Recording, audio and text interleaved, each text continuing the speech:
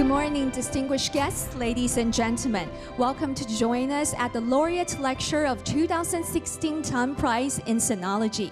To begin with, let's start by watching a video message from our laureate, Dr. William Theodore DeBerry, to share with us his joy in receiving this year's Tang Prize. Let's now play the video.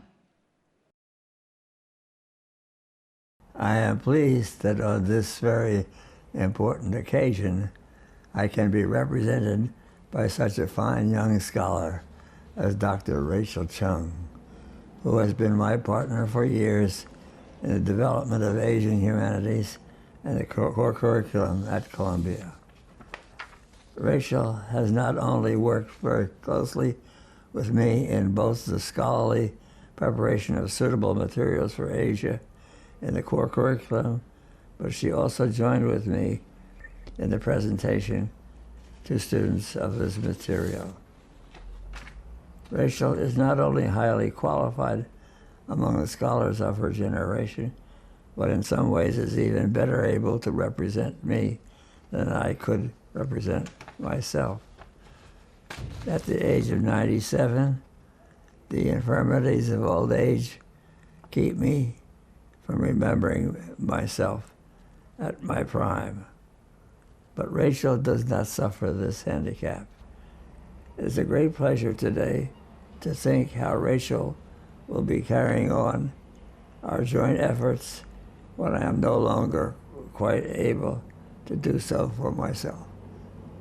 Thank you. And now, please welcome to the stage the host of this lecture session, Dr. Fan Seng Wang, former Vice President of Academia Sinica, to give us the introduction. Ladies and gentlemen, please welcome Dr. Wang.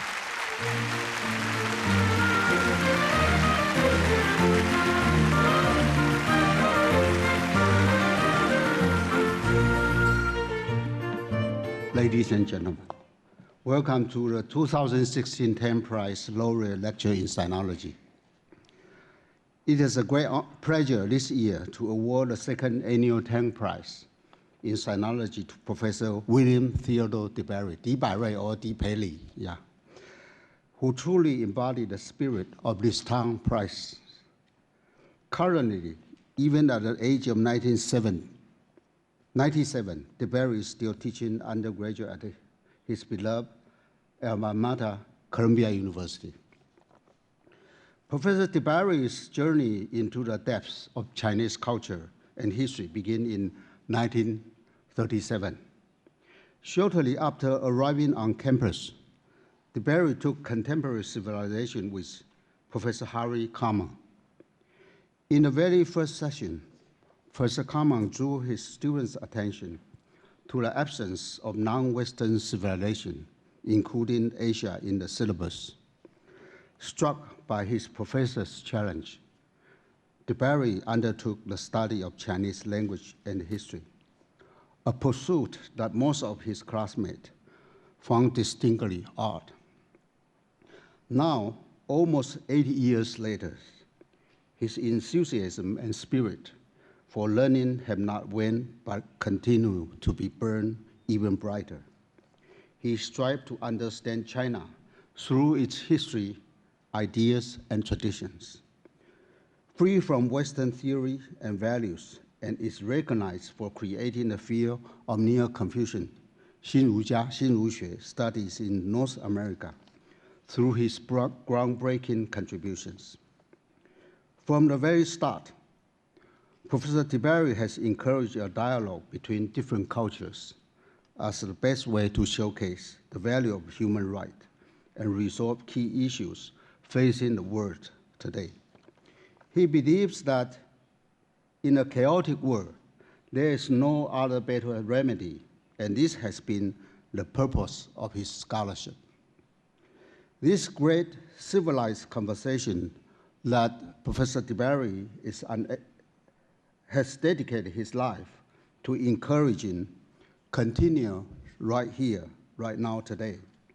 While DeBerry is unable to be here with us in person today, but his daughter, Professor Brett DeBerry, is there. Professor Brett.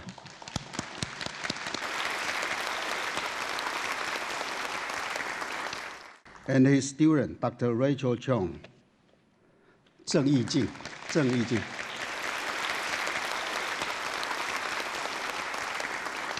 are here today to continue this conversation with us. Professor Brett DeBerry teaches modern Japanese literature as well as film and comparative literature at Cornell University. Her research interests include modern Japanese fiction and film, the Japanese postmodern, comparative literary theory, translational theory, and post-colonial theory. Dr. Rachel Chong, Zheng Yijing 博士, is the Associate Director of the University Committee on Asia and the Middle East, UCAM, as well as a lecturer in Asian Studies at Columbia University.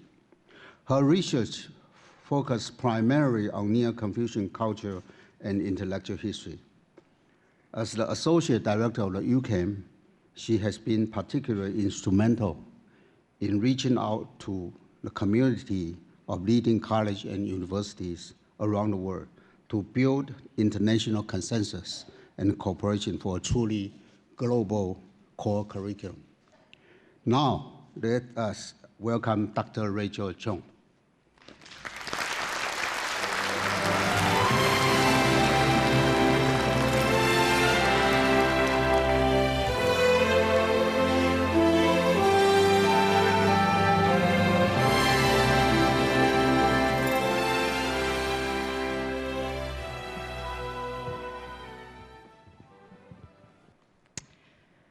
It is indeed a very great honor to be standing here to give this year's Tang Laureate Lecture in Sinology before such a distinguished audience. The honor, of course, comes from the yet greater honor and trust given me by Professor William Theodore DeBerry in naming me, together with Professor Brett DeBerry of Cornell University, his representative before the Tang Foundation and the world. When I first encountered Professor DeBerry back in 1996, I don't think anybody had any idea of things coming to this, least of all myself. As a graduate student in musicology with interests in 19th century German Romanticism, I had planned to take only one course on Neo-Confucianism with Professor DeBerry. That one course turned into the next 6.5 years of seminars on Neo-Confucianism. Then at his invitation, ended up joining the work at the University Committee on Asia and the Middle East, or UCAM, as his associate, where I currently serve as de facto director after him. Many people have asked since why I didn't choose to go elsewhere to greener pastures.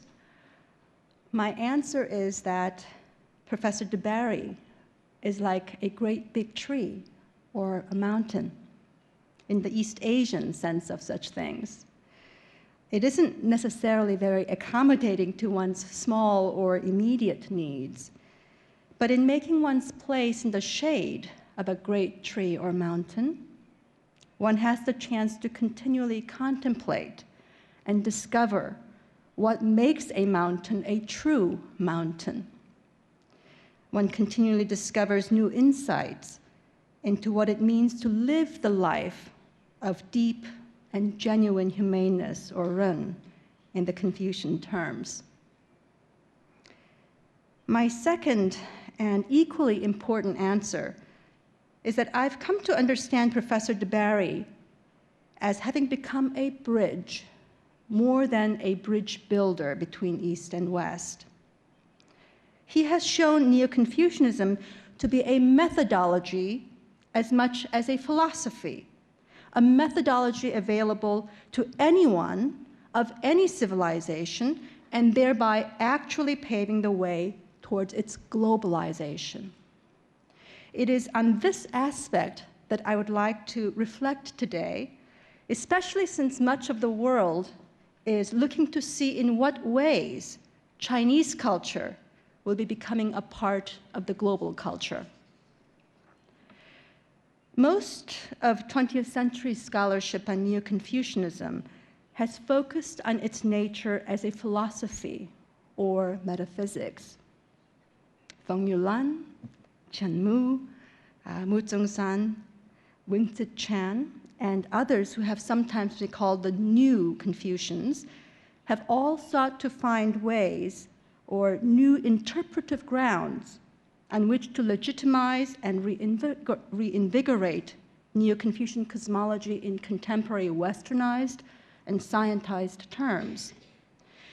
This is only natural since Neo-Confucianism has been the intellectual framework on which so much of China's and more broadly East Asian developmental history of the last millennia was founded. Professor de Barry's interest in Neo-Confucianism, however, took a different direction. His interest in history, despite his keen observations as the editor of the massive Sources book series, which I will come back to later, was less about clarifying the philosophical distinctions between its various movements or schools of thought, or the scholastic analyses of subtleties about such perennial issues as nature and human nature. What he saw in Neo-Confucianism, first and foremost, was a rationale and a methodology for cultural or civilizational renaissance. It may have been serendipity, or perhaps even a path given to him as one who is neither linguistically, nor culturally, nor ethnically Asian. But even in hindsight, all these decades later, it was and remains an extraordinary insight. We might recall that Professor de Barry first encountered East Asian civilizations and Neo-Confucian thought in particular at a time of radical and often violent change throughout the region. The values of both were under harsh and almost universal criticism or repudiation. In the decades following the Second World War, working with a handful of scholars such as Ryusaku Tsunoda, Hu Shi, Feng Yulan, Lian Fangzong, and Wing-Tzu Chan, who are helping to introduce the humanistic traditions of Asia to those outside in the West. Professor de Barry, even though only a young man himself at the time, absorbed their scholarship not simply as an aspect of East Asian cultural history, well on its way to being rejected by its own people, but as a perennial principle that speaks to global humanities on its own merit. If we look at the development of Professor de Barry's scholarship, we know that it began with interest in Huang Zongxi. Later, in his Introduction to Waiting for the Dawn, very famous work, he would write that his interest in Huang stemmed from not wanting to blindly accept the standard Marxist or pseudo-Marxist views of Chinese history and society based on unilinear Western model, and finding in Huang, an acknowledged great historian, a pre-modern but mature, informed, and rational perspective critical of the Chinese dynastic system from within. In my view, Huang became for Professor de Barry a kind of model or even alter ego, each of them looking to developments from within their own respective civilizations, and in the words of Fang Zongyan, worrying its worries before the common people worries. Huang was, as you know, also the last of the orthodox transcendent Neo-Confucians, aligned with Zhu Xi's Li Shi against the tide of the more materialistic or humanistic interpretation espoused by the Xinshui school of Wang Yangming. And it was Zhu Xi's idea of the principles of basic human moral nature that functioned as the basic standard of Huang's history. This explains the arc of Professor de Barry's scholarship, going from Huang Zongxi backward to Zhu Xi. I recall how he would often mention in the classroom Juxi's reinterpretation of loving the people, 亲民, as renewing the people, 新民. It was his interest in the method of reform and renewal applicable not just in China or in East Asia, but for any civilization, including the West, that made him inquire into issues of Neo-Confucian connection between self, community, and the state on the one hand, and the practical problems of education via core curriculum on the other, recognizing moreover as necessary connective tissue between them the presence of a strong liberal tradition within Confucian culture. Implicit in that interest, he saw Neo-Confucianism as addressing the challenges that the West was confronting and would continue to confront with increasing urgency in the years following the war in terms of questions regarding basic human moral nature. German idealism had spent itself in a destructive end, and in its wake, existentialism in tandem with the rise of superpower politics was a very dangerous mix, as was the growing scientism coupled with tendencies to understand freedom as radical freedom rather than the freedom of cultivated personhood. As we know, Neo-Confucian enterprise was begun in the 11th century as a movement to return to Confucian social and moral values. The purpose of such return was not the private desire of a few scholars wanting to affirm more stringent values of Confucian self-cultivation for or among themselves. If that had been the case, repudiation of Buddhism would not have had to be such a central aspect of their argument, since Buddhism and Confucianism had, after all, coexisted more or less peacefully for centuries, including as complementary rather than conflicting values and scholarly endeavors within individuals. Rather than in the tradition and spirit of Shunzi, the motivation for scholars like Zhang Zai, the Tang brothers, and of course, Juxi himself, was the evangelical spirit of how to transform and renew society at large. By this time, especially after the arguably well-meant but spectacular failures of Wang Anshe, there was shared recognition that social reforms cannot succeed on the strength of policies from the top down, but rather depends on each member of the general population having some sense of doing right by the community. At the same time, society in the Sung dynasty had become much more urban and complex. Much of the earlier ritual traditions had become irrelevant in this new context. And family, or so-called private values, had become insufficient, if not outright opposed to sustaining the public good. As a politically weak state, Sung dynasty was moreover constantly under attack from barbarians at various borders, even as it retained cultural memories of the earlier cosmopolitan Tang. So, how to persuade people to be concerned for the welfare of those beyond me and mine in such contexts? It was working out what might be considered such evangelical issues that Neo-Confucian metaphysics was developed over a century as an argument for why it's something humans are meant to do, why it's a natural thing to do, and a good thing to do. Taken as a whole, it was a problem remarkably like the one facing Professor DeBarry's America and the West. Just to illustrate one aspect of this, the United States at one point called itself the melting pot of the world, as you all well know. The term implied the blending of many different ingredients to ultimately produce a dish of a single unified taste, much like a stew or metal alloy.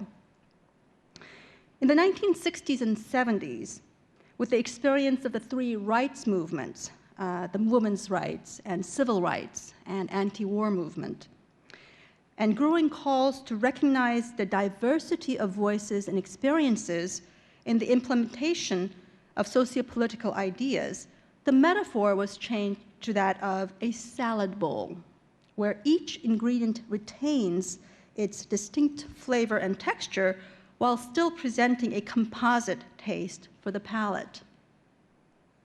In the 1980s, multicultural became the new catchphrase, with less emphasis on a single composite culture and more on respect and consideration for the many distinct and diverse others within America. More recently, even that ideal has been supplanted by the idea of the global, less about celebrating the diversity of peoples within the United States, and more on understanding the role of the United States as a member of the yet more diverse, decentralized global community. The underlying question throughout this progression has been one of balancing unity and diversity, a question ever more important today in face of Samuel Huntington's influential report that we are moving toward a clash of civilizations. The metaphysical basis for the new Neo-Confucian moral argument had lain in turning the Buddhist and Taoist metaphysics on its heads. Whereas Buddhism and Taoism basically argued that this life on the material or differentiated plane, exists primarily to lead us to the transcendent, undifferentiated plane, the Neo-Confucians reversed this basic framework to assert instead non-polarity yet supreme polarity. The non-polar transcendent unity is manifest in the material plane characterized by differentiation, giving life in this in this plane, existential reason or purpose to actualize the harmony of balance of unity and diversity. Today, the challenges to humanity of arriving at a shared metaphysics is arguably much more complex. And rather than focus on Neo-Confucianism as a system of metaphysics, or even as is commonly thought as a system of ethics, Professor DeBary turned instead to what gave rise to it, to what gave rise to Neo-Confucianism, the ideal of Datung, the harmonious community consisting of self-cultivated individuals. With the idea and ideal of Datung as an achievable human goal, Confucianism over the centuries had expended its energies toward what many have called its distinctive practical character, developing methodology or pedagogy toward cultivation of humanity as exemplified by Juxi. It was this practical aspect that increasingly got Professor DeBary's attention. Two things occurred in the years between Professor DeBary's completion of his dissertation on Han Zhongxi that cemented as well as deepened his perspective on both Huang and Neo-Confucianism in terms of one another.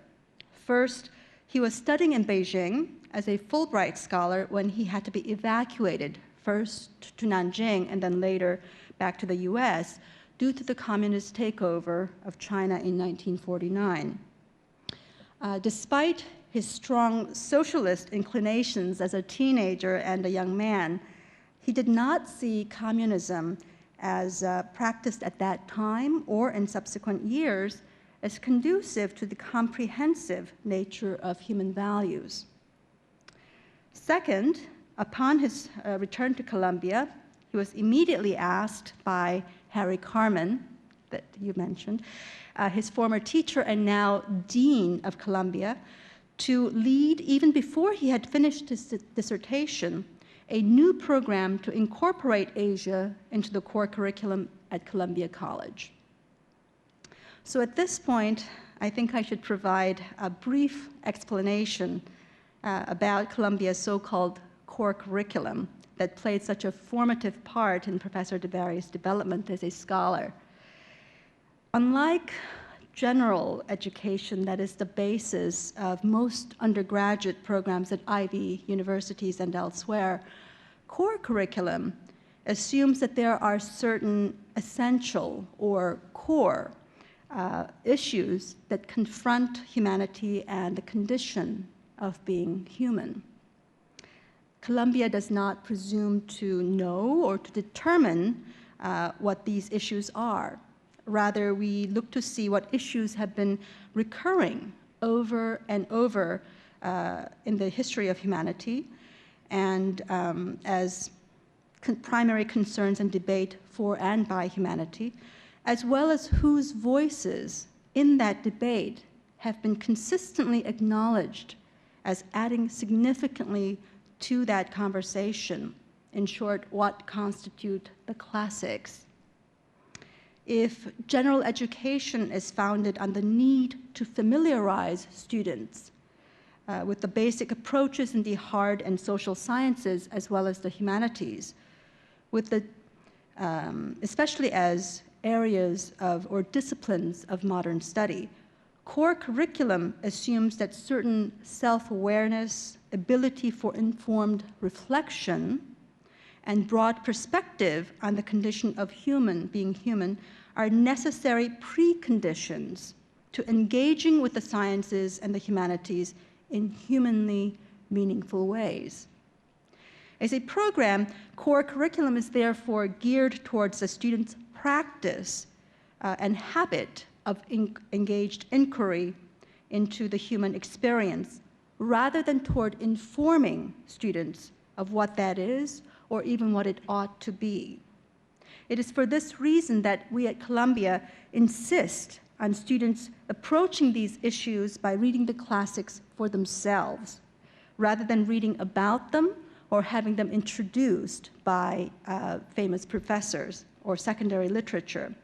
The idea is to have them become participants in the great conversation, rather than to merely to become those who have studied or heard about it. Participants who not only speak with Plato and Confucius, but with their own peers in small discussion-based seminars. So as himself a product of such Columbia undergraduate education, Professor DeBerry had a very deep appreciation for the basic principles of core curriculum, and moreover understood the urgency of making sure this core consisted of more than just the Western tradition. So literally putting his dissertation on hold until 1954, Professor DeBerry turned to the practical tasks of compiling Asian classics for the use in core classes. On the one hand, this involved the translation of individual world classics into accurate, yet beautiful, as well as accessible English, led by such masters of the subtle art as Burton Watson and Donald Keene.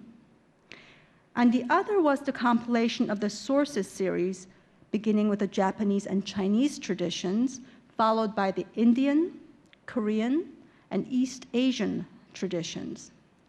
A source of Islamic tradition was also planned at the time, but upon learning that University of Chicago was planning a similar project, Professor DeBerry turned to other needs. So let us imagine for a moment what it takes to present the life history of one civilization to another, not as a narrative, but by presenting the actual records of conversations developed over the course of its known existence. Records of central conversations ranging over philosophy, governance, religion, education, historiography, culture, economy, etc., etc.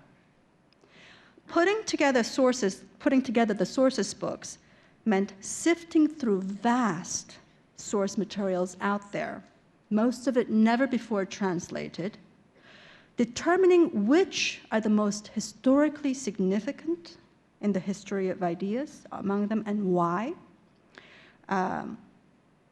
figuring out how they related to one another, organizing them into a coherent whole, and providing for each entry sufficient context and introduction for the non-specialist student to derive meaning, yet done with such restraint as to minimize the imposing of an editorial perspective.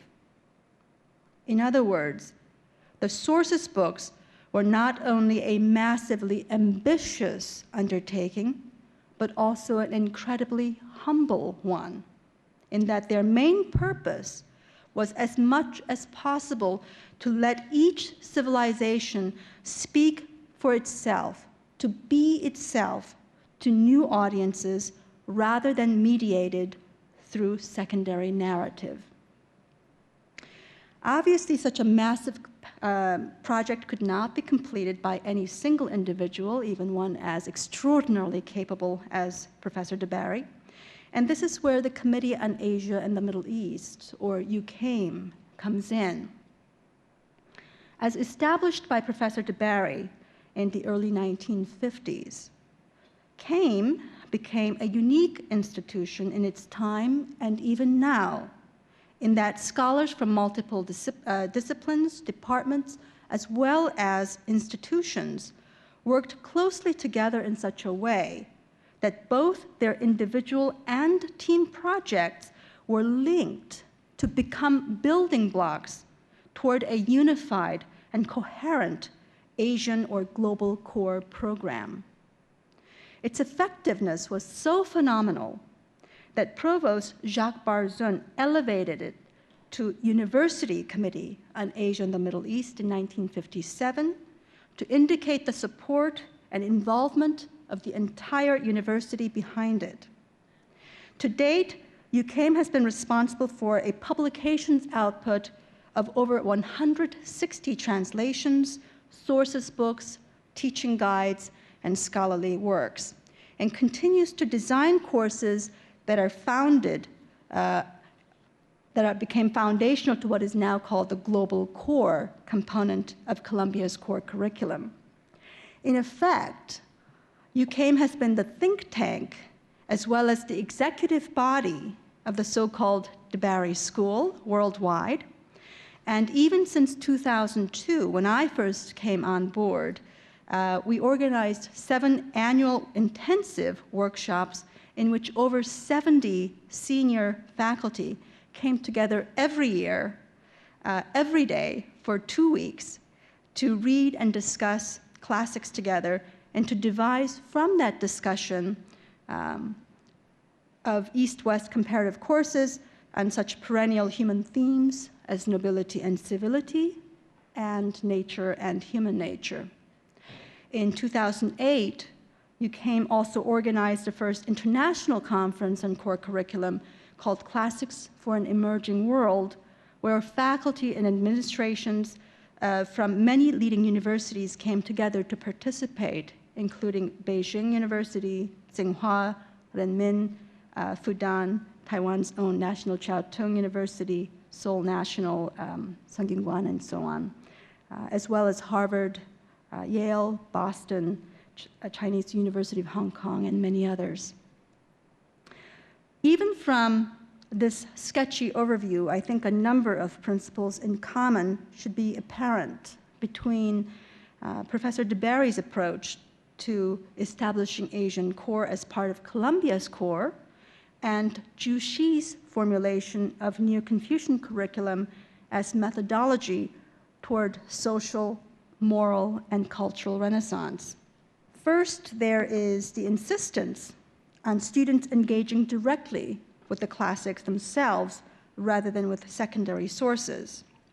Among other reasons, this is to respect the dignity and responsibility of the students as persons deserving to wrestle with some of humanity's greatest thinkers and most important issues. Second, the essential role of conversation in humanistic cultivation, not just between students and the classic texts or with their teachers, or even the classics in debate with one another, but for students to engage in discussion with one another about the issues as relevant to them. As we all know, this was a point emphasized by Zhu Xi himself in the famous articles of the White Deer Grotto Academy. Discussion is not just a matter of asserting one's own views aloud and then letting others assert theirs own in turn.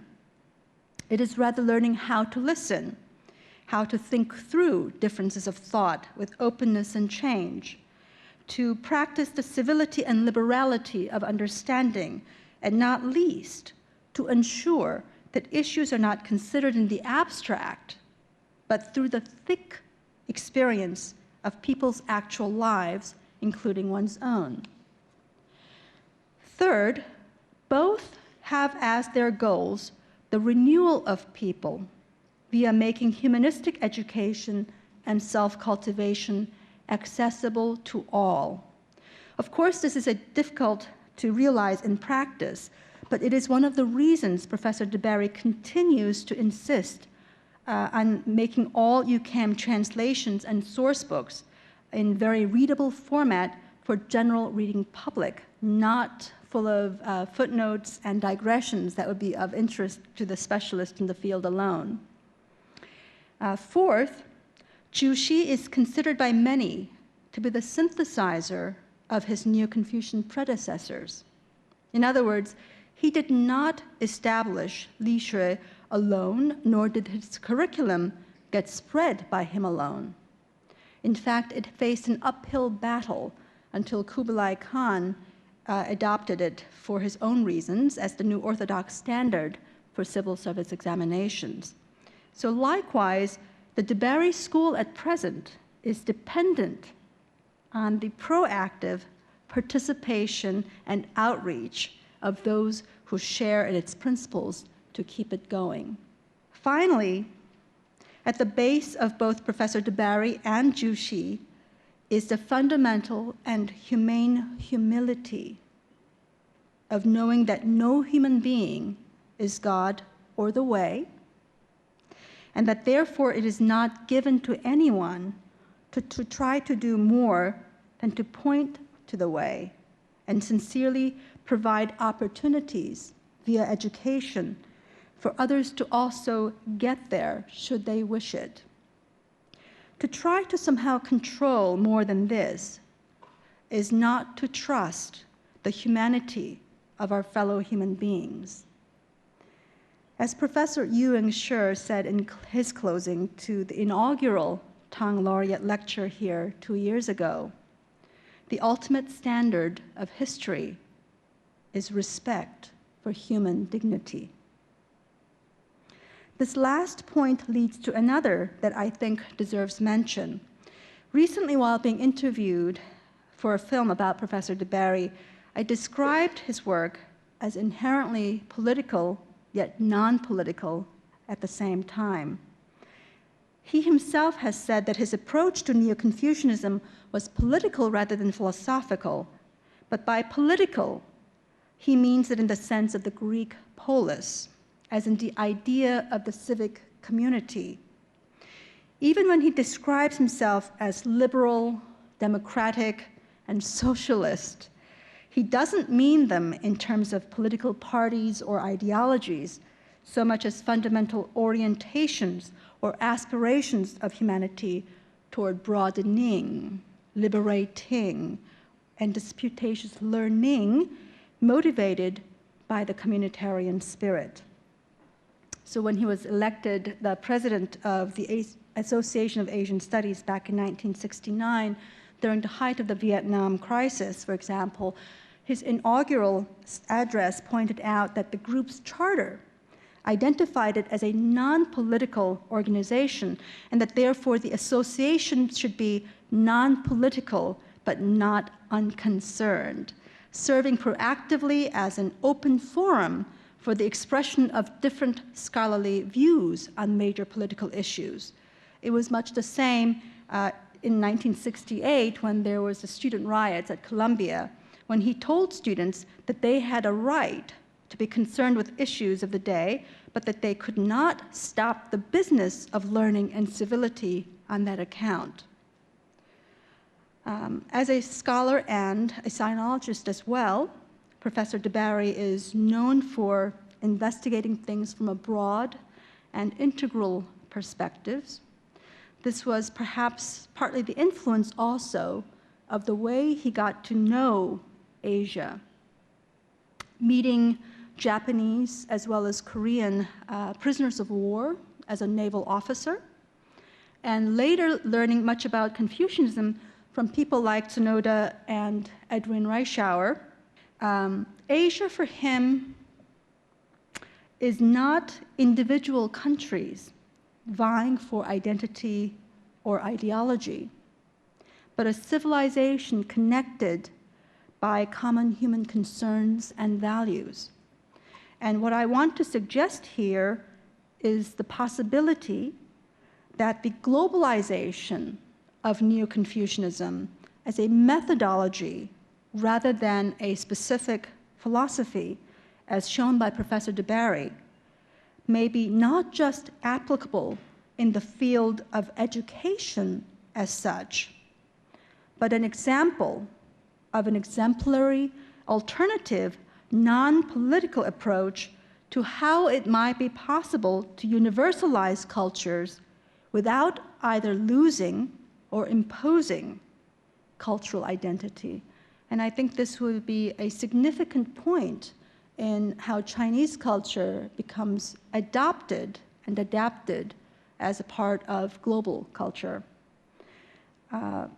Cultural and identity politics are fast becoming major issues around the world, with or without Samuel Huntington to tell us so. And as my final point, I would like to reflect on that in relation to Professor DeBarry's life and work. Professor Ewing Shi 2 years ago, during his Tang Laureate lecture, stressed that while many Chinese people today have renewed confidence in the longevity, strength, and the enduring qualities of the Chinese way, and are eager to see it become a part of global culture, it is imperative for Chinese history and culture to be studied in the context of world culture and history. It is easy to see how Professor DeBarry has truly exemplified this approach, not only in how his own scholarship has widely ranged over many civilizations of the world, but in the way he has pioneered year-long undergraduate core courses in which students read and discuss classics and documents from India, the Middle East, South and Southeast Asia, East Asia, and the West in relation to one another. An important effect of this, of course, has been to make students aware of the broad commonalities and differences between civilizations. But another equally important effect has been to show in historically specific terms how globalization has been taking place for centuries, thereby empowering students to consider more rationally and critically its paths in the future. After all, cultural practices originating in China certainly spread throughout East Asia, but they were not merely copied or adopted or imposed whole cloth. Rather, they were engaged with, selectively adapted, and what I call interculturated, by each receiving culture in and for its own contexts. If there is an important difference between Jushi's and Columbia's core curricula, it is that Jushi's core curriculum marked the revitalized affirmation of Confucian values as culmination of the process I call interculturation, whereas Columbia's core curriculum has yet to get through the idea of globalization. By interculturation, I mean that process by which an idea, value, or practice from outside oneself is recontextualized or reborn in such a way that it not only finds expression properly adapted to the new receiving culture, but becomes a powerful generative force or creative principle that revitalizes and unifies that culture, transforming and remaking it organically from within. Indeed, an important distinction between interculturation and globalization is that the creative energy unleashed by the former is so great that it results in mutual enrichment and transformation. Buddhism, as you well know, for example, not only transformed Chinese culture, but was itself transformed by Chinese culture to such an extent that we can no longer think of Buddhism without Chinese culture. While this is neither the time nor the place for a detailed discussion of interculturation, this clearly confutes the idea that openness to values from outside oneself results in the flattening or the negation of cultural identity, and by the same token resists the notion of culture as fixed or endemic. Indeed, when Jushi repudiated Buddhism, it was with the understanding that Lu Xue itself had been possible only through the mature absorption and digestion of Buddhist challenges. One might say that in its own time, Neo-Confucians had succeeded in separating the Buddhist methodology for philosophizing from its actual philosophy, and adapted the former to reinvigorate Confucian values. Professor de Bary likewise, I think, ultimately envisions a curricular structure where a deep appreciation of one's own civilization or tradition is balanced with the ability to reconsider it critically through ideas and challenges from others. As yet, however, neither East nor West is in a position of having so interculturated the other. I have sometimes heard Professor de Bary say that he himself felt an exile vis-a-vis both the East and West, with a sense of interior distance, observing each from the standpoint of the other. I don't know whether this is an ability he cultivated or a burden he was given to bear. I think perhaps a bit of both. The gift of that is the sense of perspective in which one can be both deeply engaged and free at the same time. The kind of perspective that was, I believe, the ultimate goal of Neo-Confucian humanistic enterprise, and that Professor de Bary embodies so much in his own person, and that he tries to inculcate through his efforts to incorporate Asia into the core curriculum at Columbia and beyond. So, tall, brown-haired, blue-eyed, Professor de Bary, like many before and after him, set out to become a bridge builder between East and West. But in allowing the world's civilizations to speak for themselves and showing what it is to apply Neo-Confucianism as a methodology for cultural renewal, even in non-Asian world contexts, he instead became a cornerstone of the bridge itself, that is a bridge every person interested in interculturation must necessarily cross. A sinologist, he did not assume the boundaries of sinology, given either as a regional area or an academic discipline. And it is this legacy which the next generation of the DeBarry School at UCAM, Taiwan, and all over the world need to carry on. So thank you very much, Professor DeBarry. And on behalf of Professor DeBarry, thank you, Dr. Samuel Yin, and all the members of Academia Sinica and the Tang Prize Foundation for bringing honor and recognition of the work of such conversations across civilizations. Thank you very much.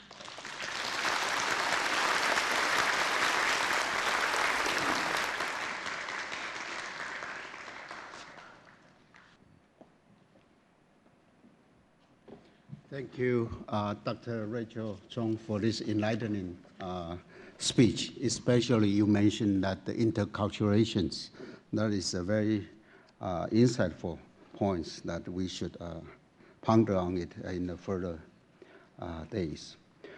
And you also put it best when you describe Professor DeBarry as a bridge builder who himself became the bridge, and that is very insightful. Since the time is almost up, so we have a press release after this inaugural, after this speech. So I think we not going to take any questions. As the host of this this speech, I'd like to conclude a little bit about. I myself don't know Professor DeBarry. I'm too young to be his students. But I was an avid reader of many of his books, including especially the earliest ones, Unfolding of Neo-Confucianism, Self and Society of Ming Thought, and especially the trouble with Confucianism. I remember I mentioned in the announcement days that the only time I met Professor DeBarry without exchanging any words was after 六四天安门 1989. There was a conference in New York, organized by United Daily 联合报 to celebrate. Later I remember, perhaps the 80th birthday of the founder of the United Daily, Wang Tiwu's 80th birthday. If I recall it correctly. In that conference, Professor DeBarry kept mentioning that we have to watch that if this student movement have any institutional legacy. That's what he repeated. And that is the only face I remember of that conference. So Professor DeBarry has indeed become the bridge between the East and the West. His promotion of the core curriculum has encouraged us to free and delve into core essential issues that confront humanity. This is the foundation of the great globalized conversation that he has pioneered. In this great conversation, we need students, scholars, citizens worldwide, and all of you sit here today to play an active role. Each individual brings to this conversation a unique perspective and outlook that further enrich this conversation. While this concludes the 2016 Tang Prize Laureate Lecture in Sinology, this great civilized conversation that Professor DeBarry has dedicated his life to encouraging will certainly continue on. I'd like to take this opportunity to thank Professor DeBarry and Professor Rachel Chong and Professor Brett DeBarry. Thank you very much. Thank you. Thank you. Thank you very much, Dr. Wang, for hosting the session for us. Ladies and gentlemen, this is the end of the Sinology lecture. Thank you very much for your participation. 各位来宾，第2届唐奖得奖人的汉学场到此圆满结束。非常感谢您今天的参与，祝您有个美好的一天，谢谢。